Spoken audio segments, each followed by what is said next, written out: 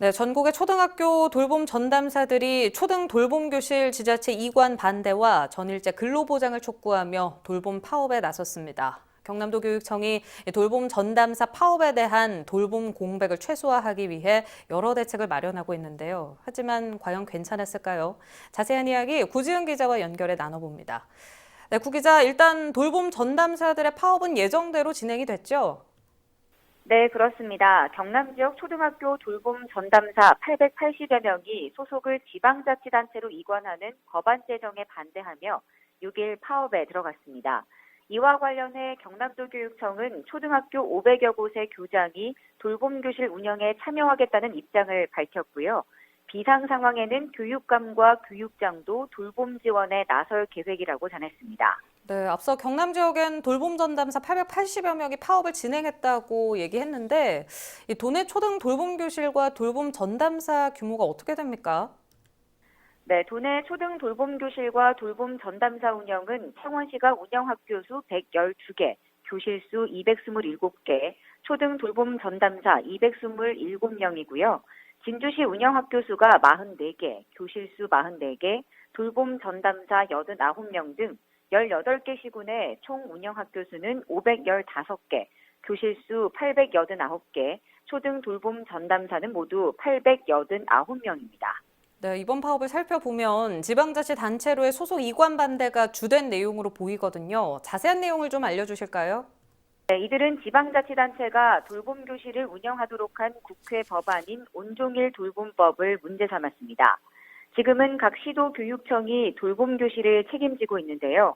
하지만 지자체가 운영하게 되면 저마다 재정 여력이 달라 고용을 보장하지 못한다는 겁니다. 또 돌봄을 민간에 위탁할 가능성도 있어 이 돌봄 전담사의 처우가 더 열악해질 것이라는 주장도 나오고 있습니다. 네, 그렇군요. 전일제 근로보장도 촉구하고 나섰죠? 네, 그렇습니다. 전일제 근무로의 전환 요구도 있는데요. 돌봄 전담사들 중 80% 이상이 시간제 근무자들로 수당이 보장되지 않는 초과 근무를 떠안고 있기 때문입니다. 이에 교육부는 지난 3일 돌봄노조와 교원단체, 학부모단체, 교육청 등이 참여하는 초등돌봄 운영개선 협의체를 구성하고 이 돌봄 전담사들의 근무 여건을 개선하자고 제안했는데요. 하지만 전국 시도 교육감 협의회가 돌봄을 담당하는 또 다른 부처인 보건복지부와 여성가족부 등도 협의체에 참여해야 한다며 조건부 참석 의견을 내 파업 저지에 실패했습니다. 네, 사실 이렇게 된 이상 돌봄 공백 발생이 불가피해 보이는데 걱정이 클 것 같아요. 네, 앞서 말씀드린 대로 담임교사들을 현장에 배치하고 교장, 교감까지 나설 것이라고 교육당국은 밝혔는데요. 하지만 이마저도 안 될 경우 마을 돌봄기관을 적극 활용하라고 각 학교에 안내한 상태입니다. 학부모들에게는 꼭 필요한 경우가 아니면 이날은 돌봄교실을 이용하지 말아달라고 양해를 구하기도 했습니다. 교육부는 학부모와 학생들의 불편을 고려해 파업을 자제해달라고 노조 측에 촉구했는데요. 하지만 돌봄노조는 온종일 돌봄법 철회와 8시간 전일제 전환 논의에서 진전이 없다면 이달 중 추가 파업에 나서겠다고 맞선 상태입니다.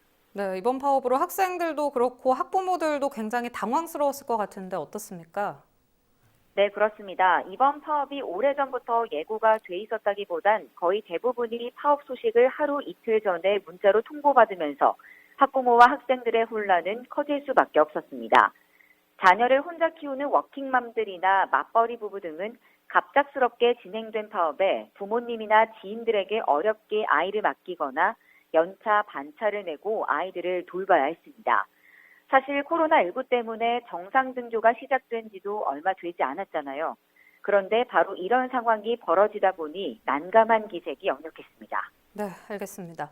이번 파업으로 지역사회에서도 갑론을박이 벌어지고 있는데요. 불편함을 호소하는 의견이 눈에 띄긴 하지만 지지한다는 의견도 덜어 있습니다. 2, 3차 파업도 불사하겠다고 노조 측이 밝힌 만큼 온종일 돌봄 특별법을 둘러싼 갈등, 그리고 돌봄 공백을 없애기 위한 장기적인 대안이 필요하지 않을까 싶습니다. 지금까지 구지은 기자와 이야기 나눠봤습니다.